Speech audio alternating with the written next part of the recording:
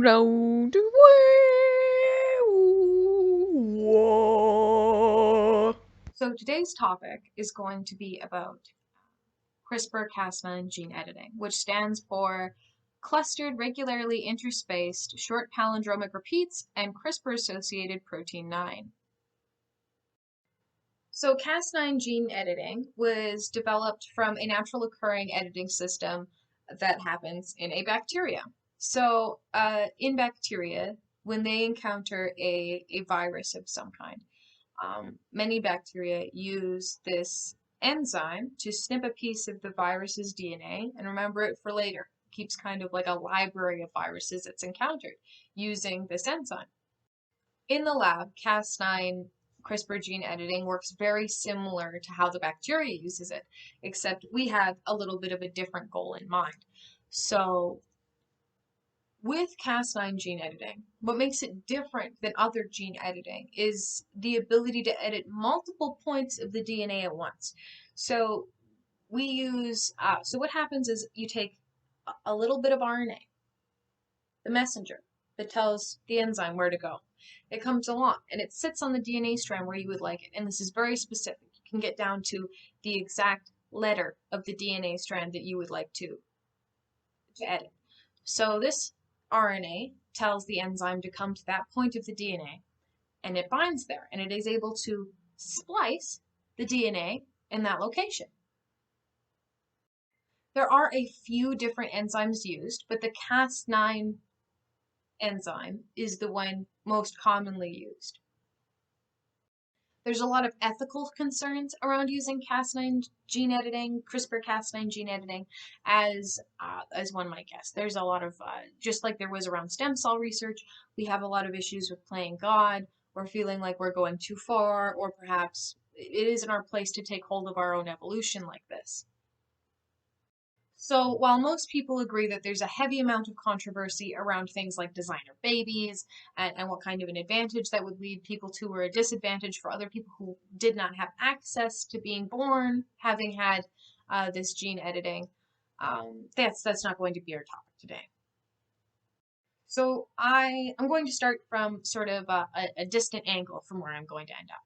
So when I first came across Cas9 gene editing, it was around 2015, and I found an interesting article about this new experimental therapy that had been used to help a young girl who was diagnosed at 3 months old with leukemia.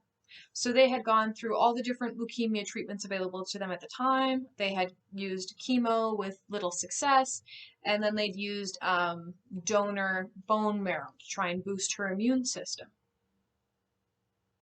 So in this situation, CRISPR, Cas9 gene editing, has been used on Layla's own immune cells. So the process with the idea is that you take her immune cells and you genetically engineer them to specifically target the leukemia. So it's just her own immune system that has been given new instructions to attack the main problem, the leukemia. There were issues with this as her immune system was weakened. She wasn't producing enough immune cells to successfully edit and re-inject into the situation. So what they did was they then took a donor immune cells and they used they genetically engineered these immune cells to attack the leukemia, but simultaneously turned off the part in the cell's DNA, that lets other cells recognize them. So they disabled the gene in the donor cells that would allow Layla's immune system to recognize those immune cells as foreign. So her own immune cells would not attack the donor immune cells. Now, as Layla's immune system was fairly weakened by the leukemia, there wasn't too much of a risk of the immune system attacking the donor immune cells. However, in leukemia, because it's your own white blood cells that are the problem, your bone marrow, a lot of the drugs that they give for leukemia destroy the patient's immune system. However, one of these drugs is an antibody, which would destroy the donor T cells, as they are at this point, as far as the drug is considered, part of the target of the original immune system problem. So to try and make that less wordy, they had to edit the donor cells twice. Once so that the body wouldn't attack them, and a second time so that the drugs to treat the leukemia would not attack the useful donor immune cells that had been edited to also attack the leukemia. So the leukemia drugs attack all of the immune cells, as far as I can tell. So now you have donor cells that are invisible to the antibody drug that has been administered, as well as the patient's own immune system. So now these donor cells are not going to be rejected. These new engineered immune cells, or T cells, are now called UCART19. So we sort of have this like really incredible genetic tool that not only allows us to edit our own immune cells to attack cancers and other forms of diseases or ailments that we might have. We can also make it so that our bodies don't reject donor cells, which is huge. There's all kinds of medications used so that we don't reject the donor cells, donor organs, donor anything. Our body naturally rejects something that's foreign to it. So this ability to edit the new introduced tissue or cells so that they're not attacked by your body recognizes them as its own, saves you so much trouble as far as medication and complications. It's really quite incredible. So we have a couple cases where Cas9 has been used in this way. It's been used in other situations, but I have a hypothesis. So we have this desire to go into space, and it seems fascinating to me that we are determined to edit our environment to suit us in a place so unsuitable for life as space. So there is a microorganism. It's a creature called the tardigrade. And the tardigrade can be found in the upper layers of the atmosphere and at the bottom of the ocean in insane heat, dryness, any condition. This tardigrade survives. It does this by when the tardigrade encounters radiation, it has this stasis it goes into to protect its nucleus. So the nucleus containing the DNA crystallizes. And so the tardigrade can go into stasis for, it's been documented, 30 plus years, and in this way is safe from any radiation. So I'm not quite sure which gene is responsible for this stasis that the tardigrade goes into, but for long-term space travel, this seems incredibly useful, as humans are super fragile as far as radiation goes. And that's just within our own heliosphere.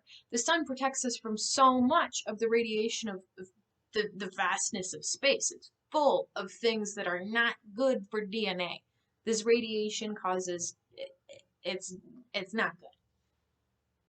There's also other problems with space travel. So once you go into space, the lack of gravity sort of negates the need for bone density. So as soon as you get into space, your body immediately begins flushing out its calcium. So you begin to pee out your calcium.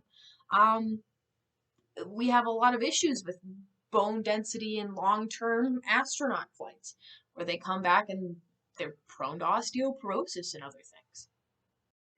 There's also another issue where the microgravity of space, being on the space station in orbit, affects the ocular fluid in our eyes, causing vision problems, and long-term, it seems, potentially blindness. So we go through all this money, all of this effort, all of this time, put people in space, to spend more money and more time making it so that space doesn't hurt us. And it seems that perhaps with all these technologies that perhaps it would be cheaper and more efficient to just edit the human for space. So, I've got a crazy idea. So I think we edit the human with DNA from the tardigrade to provide us with a stasis ability for space travel. Um, as as the tardigrade is a microorganism, I'm not sure what that would look like in a larger organism. What would it look like when all of our cells are in stasis? I couldn't tell you that, but I think we should experiment as we seem to be determined to go to space, even though for sure not ready for the radiation. So, you're safe from the radiation, you've got your stasis.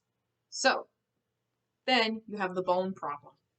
So I think we just get rid of bones. Just get rid of bones altogether, get rid of them to begin with.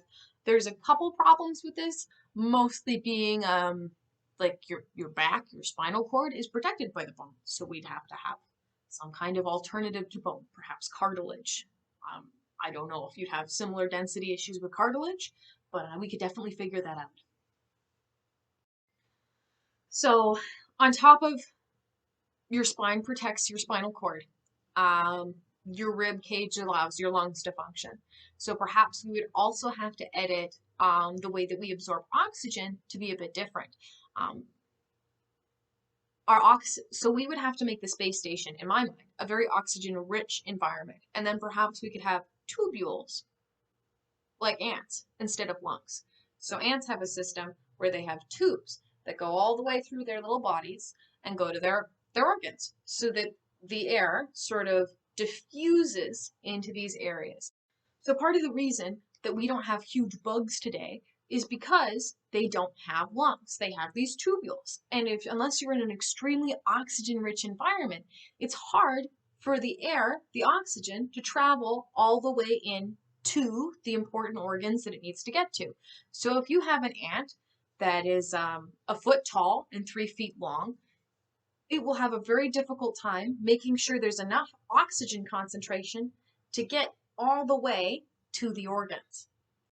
So if we edit ourselves to have these tubules, these oxygen tubules, then we would also have to pump an extreme amount of oxygen into that environment to be able to support our internal organs. Okay, so we've got no bones, we've got like no lungs, we've wrapped our spinal cord in cartilage, we've got protection from space radiation from our nucleic stasis that we've been provided with from the tardigrade. Now we have the eye problem. So I'm thinking there's a lot of creatures out there that are perfectly successful without eyes. And seeing as I've already gone crazy and gotten rid of bones, and lungs, we've gotten rid of bones and lungs, I think there's no reason to even have eyes at this point. So I think we would probably go with some kind of a sonar, or snakes have a thermal kind of range of mapping out their surroundings. So I'm thinking maybe some combination of bat sonar, or even better, dolphin sonar, as well as the thermal vision that snakes have.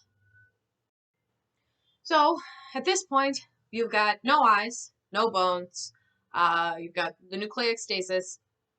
I think at this point we should just throw in some more arms. You're in no gravity, you don't have to support the weight of your extra arms, and I just think that they'd be useful. I think extra arms, extra hands, super great for space. So now, at this point, we have a space-ready human. A human that is, by all definitions, probably not that human. It's a couple other things. Oh, and I'd just like to jump in real quick to address the fact that our skulls protect our brains and our bone marrow makes our blood cells. So we gotta come up with a solution, like some kind of a permanent helmet or something. I don't know if cartilage would be suitable to protect the brain, or maybe we just put the brain somewhere else, like we put it surrounded by protective organs or something. I'm not quite sure, but we gotta protect the brain and we need blood. So I'm sure there's a recipe to figure that out at some point, but I think that this is a really good start. So now we are practically, in real life situations, using CRISPR-Cas9 gene editing to save people from cancer, to perform all kinds of like really incredible, groundbreaking things. But I think the future holds us being the aliens we talk about in science fiction. And CRISPR-Cas9 gene editing will be responsible for that. Now, we're ready for space. That's how aliens happen. They're us.